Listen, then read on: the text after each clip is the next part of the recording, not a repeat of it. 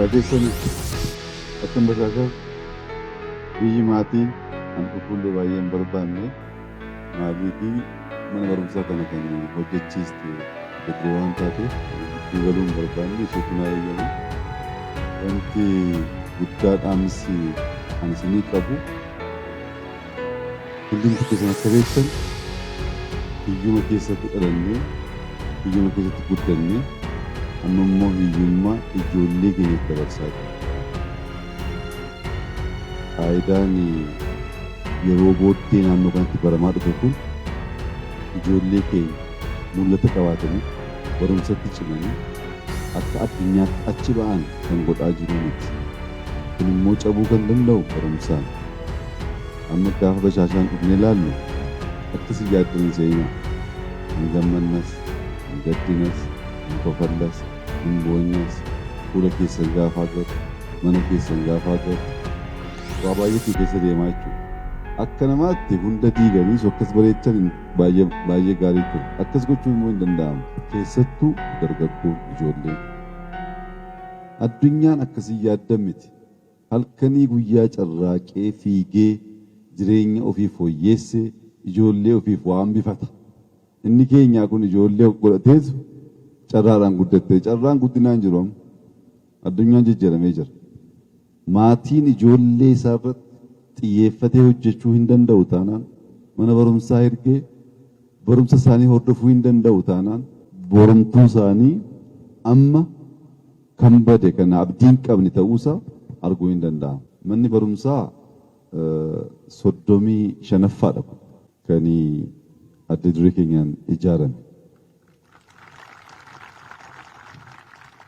Manni barumsaa 35 gaafa ijaaramu maallaqa mootummaa Itoophiyaa irraa qarshiin tokko gaafatamee hin beeku, fudhatamee hin beeku. Matsaafa barreessinee isaan kan hojjetamu. Biyyi kun akkuma isin beektan woo hojjettaniif galateeffachuu hin beeku.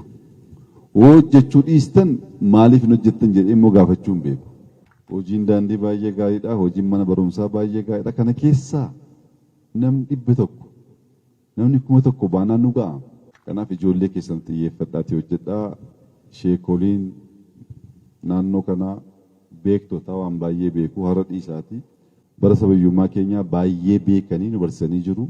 Shanan gibee kan beekamu daldalaan asii Yaman, Saawudii biyya hunda karaa Zayilaa karaa Masowwaatiin kan daldalu shanan gibeedha. Biyya kanaaf daldala kan barsiise hojii kan barsiise shanan gibeedha. Amma daandiin ijaaramaa waan jiruuf karaa Geeraas, karaa Gaaroos, karaa Toobbaas deddeemanii daldaluu barbaada.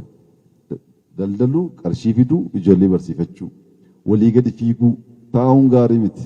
Namni taa'ee keessaa dadhabaa deema. Fiiguun of dadhabsiisuun qaamaaf hin fayyada.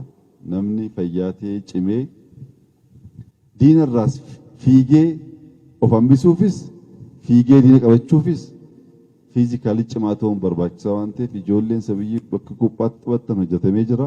Bakka kaanis dabalamuu danda'a. Of cimsuu qabdu. Hin beekna waan keessa jirtan. Rakkoo keessanis ilaalaa jirra. Jireenya keessanis ilaalaa jirra. Isin wajjin rukkuba.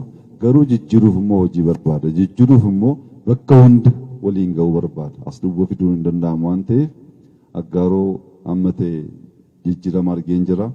Jimma amma ta'e jijjiirama argeen jira.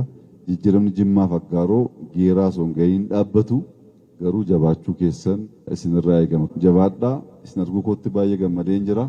Waliin taanee hojjennee cimnee waa jijjiiruuf atattaafannu. Rabbiin waan baay'ee isinii godhee jira. Biyya baay'ee deemtanii miidhagina akkasii arguu hin dandeessan. Isiniif hin beekamu. Nama dhufuuf garuu akkasi.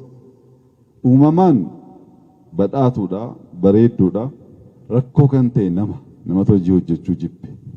Waan guddaatu hojjetame. Kanaaf immoo baay'ee galatoomaa nu jiraadha.